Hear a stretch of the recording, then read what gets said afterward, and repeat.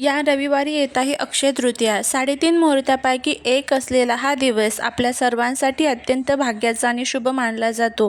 शास्त्रानुसार या दिवशी आपण जे काही सत्कर्म करतो त्याचे फळ अक्षय म्हणजेच कधीही संपत नाही असे मिळते. आजच्या व्हिडिओमध्ये आपण पाहणार आहोत की या दिवशी आपण घरामध्ये कोणती छोटी कामे करून सुखशांती आणि लक्ष्मीची कृपा प्राप्त करून घेऊ शकतो.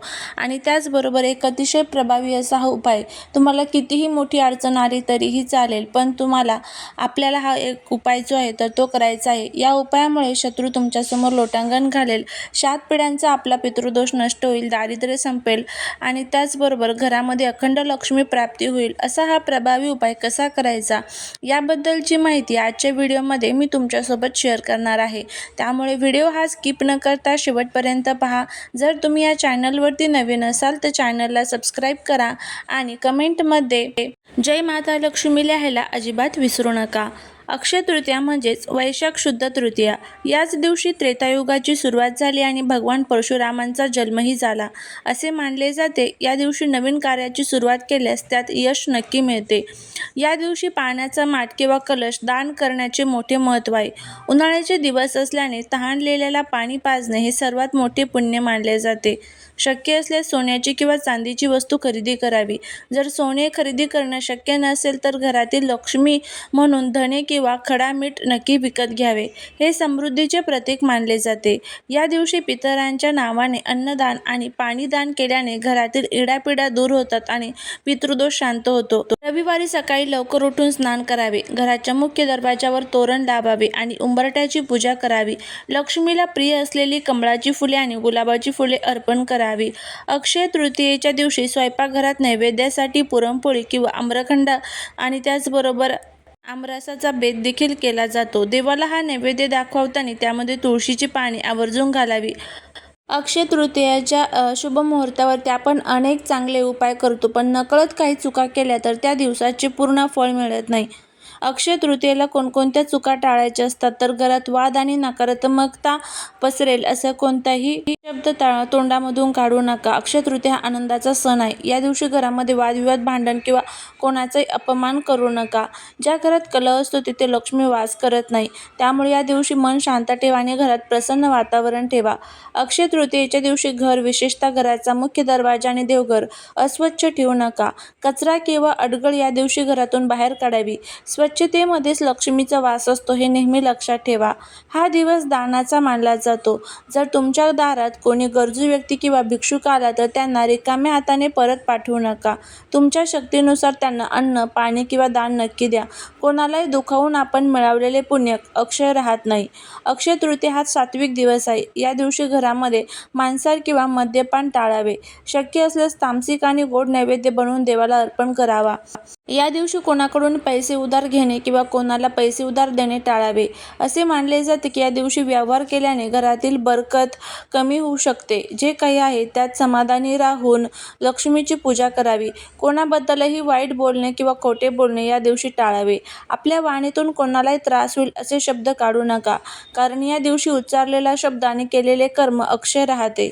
या सर्व चुका ज्या आहेत तर त्या आपल्याला या दिवशी टाळायच्या आहेत. अक्षय तृतीयेला वेगवेगळ्या प्रकारच्या वस्तूंची खरेदी केली जाते. त्यामध्ये चुकूनही घरामध्ये लोखंडाच्या वस्तू ज्या आहेत तर त्या खरेदी करून आणू नका. त्याचबरोबर धारदार वस्तू ज्यामध्ये चाकू असेल, कातर असेल, सुरी असेल तर अशा वस्तू चुकूनही घरामध्ये खरेदी करून आणू नका. त्याचबरोबर या दिवशी चुकून कोणाचाही अपमान करू नका. अक्षय म्हणजे ज्याचा कधी क्षय होत नाही, म्हणून वाईट कर्मांचा साठा करण्यापेक्षा या दिवशी जास्तीत जास्त चांगली कामे करून पुण्याचा साठा करा. तर या दिवशी आपल्याला एक अतिशय प्रभावी असा उपाय जो आहे तर तो करायचा आहे, कारण या दिवशी माता लक्ष्मी आणि भगवान विष्णू हे पृथ्वी तलावरती भ्रमण करत असतात.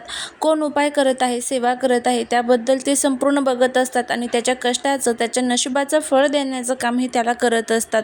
त्यामुळे आपल्याला या दिवशी घरामध्ये कनकधारा स्तोत्रम, लक्ष्मी गायत्री मंत्र, विष्णू गायत्री मंत्र यासारख्या सर्व स्तोत्रांचं आणि मंत्रांचं पठण करायचं आहे. आणि हे जे काही उपाय मी तुम्हाला सांगते तर ते देखील आपल्याला करायचे असतात. यंदाची अक्षय तृतीया तुमच्या आयुष्यातील सर्व संकटे दूर करणारी ठरणार आहे. कितीही मोठी अडचण असू दे, गरिबी असो किंवा शत्रूंचा त्रास, या अक्षय तृतीयेला जर तुमच्या जीवनात आर्थिक अडचणी असतील तर सतत पैशांची चणचण भासत असेल किंवा कामात यश मिळत नसेल तर हा व्हिडिओ तुमच्यासाठी अत्यंत महत्त्वाचा महत्त्वाचा आहे. आज मी तुम्हाला अशा एका झाडाच्या पानाबद्दल सांगणार आहे जे उद्या सकाळी घरात आणल्याने तुमच्या आयुष्यातील गरिबी कायमची दूर होऊ शकते. अक्षय तृतीया हा दिवस विष्णू लक्ष्मीच्या आशीर्वादाचा दिवस आहे. या दिवशी आपण जे काही सात्विक कर्म करतो त्याचे फळ आपल्याला जन्मोजन्मी मिळत राहते. वास्तुशास्त्रानुसार आणि ज्योतिषशास्त्रानुसार काही वनस्पतींमध्ये दैवी शक्तींचा वास असतो. जेव्हा आपण विशिष्ट नक्षत्रावर आणि मुहूर्तावर या वनस्पतीचे पूजन करतो तेव्हा घरातील नकारात्मक ऊर्जा बाहेर जाते आणि सकारात्मक ऊर्जा स्थिर होते. हा उपाय केल्याने काय होईल तर डोक्यावर असलेले कर्जाचे ओझे हळूहळू कमी होईल, अडकलेले पैसे परत मिळतील आणि उत्पन्नाचे नवीन स्रोत निर्माण होतील. घरात विनाकारण होणारा खर्च थांबेल आणि सुखशांती नांदेल. मनातील प्रबळ इच्छा पूर्ण होण्यास मार्ग मोकळा होईल. आता हा उपाय कसा करायचा याकडे आपण वळूया. उद्या रविवारी सकाळी लवकर उठून स्नान करा. या दिवशी तुम्ही निर्जळी उपवास केला किंवा काही न खाता हा उपाय केला तर त्याचे फळ अधिक लवकर मिळते. पण शक्य नसेल तर जेव्हा तुम्हाला टाईम असेल तेव्हा तुम्ही हा उपाय करू शकता. तर काय करायचं आहे, सकाळी सूर्योदयानंतर पांढऱ्या रुईच्या झाडापाशी जा. झाडाला नमस्कार करायचा आहे. अगोदर आंघोळ वगैरे करून व्यवस्थित मग नंतर झाडाजवळ जायचं आहे. झाडाला प्रार्थना करा की हे देववृक्ष, मी माझ्या प्रगतीसाठी तुमचे एक पान घेऊन जात आहे, मला आशीर्वाद द्या. त्यानंतर झाडाचे एक चांगले मोठे आणि कुठेही छिद्र नसलेले पान तोडून घ्या. लक्षात ठेवा, रुईचा चीक डोळ्यात जाणार नाही याची काळजी घ्या. हे पान घरी आणल्यावर त्यावर गंगाजल शिंपडा किंवा स्वच्छ पानाने धुवून काढा. आता या पांढऱ्या रुईच्या पानावर शेंदुराने किंवा लाल चंदनाने श्री हा जो लक्ष्मीचा बीज मंत्र आहे तर तो तुम्हाला लिहायचा आहे. हे पान तुमच्या घरातील देवापुढे किंवा लक्ष्मीच्या फोटोसमोर ठेवा. तुपाचा दिवा लावा आणि आरती करा. पूजा झाल्यावर हे पान एका लाल रेशमी कपड्यात गुंडाळा आणि तुमच्या तिजोरीत ठेवा. अक्षय तृतीयेच्या दिवशी हे पान तिजोरीत ठेवल्याने ती जागा सिद्ध होते. पुढच्या वर्षीच्या अक्षय तृतीयेपर्यंत हे पान तिथेच राहू द्या. जर पान पूर्ण सुकले तरी हरकत नाही, त्यातील ऊर्जा तुमच्या तिजोरीत कायम राहील. हा उपाय करताना मनात शंका ठेवू नका. पूर्ण श्रद्धेने आणि भक्तीने उपाय करा आणि बघा तुमच्या आयुष्यात कसे सकारात्मक बदल घडतात. हा उपाय घरातील महिला पुरुष कोणीही करू शकतं. सकाळी लवकरात लवकर हा उपाय करण्याचा प्रयत्न करायचा आहे. 11 वाजेपर्यंत जर शक्य असेल तर अतिशय उत्तम.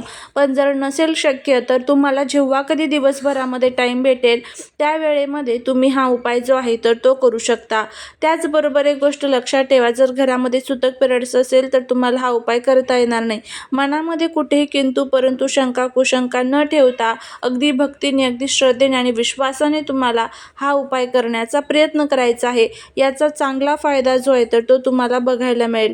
त्याचबरोबर पुढचं मध्ये जर तुमच्या बाजूला जर पांढऱ्या रुईचं झाड नसेल तर त्याऐवजी तुम्ही तुळशीचं पान जे आहे तर ते सुद्धा घेऊ शकता आणि ज्या पद्धतीने मी हा उपाय सांगितला त्याच पद्धतीने तुळशीच्या पानावरती सुद्धा तुम्हाला हे जे उपाय आहे तर तो करायचा आहे. पण एक गोष्ट लक्षात ठेवा, तुळशीचं पान जे आहे तर ते उद्या तोडता येणार नाही, त्यामुळे आजच तुम्हाला तुळशीची पानं जी आहेत तर ती तोडून ठेवायची आहेत. अशा पद्धतीने हा उपाय करा, फायदा होईल. श्री स्वामी समर्थ.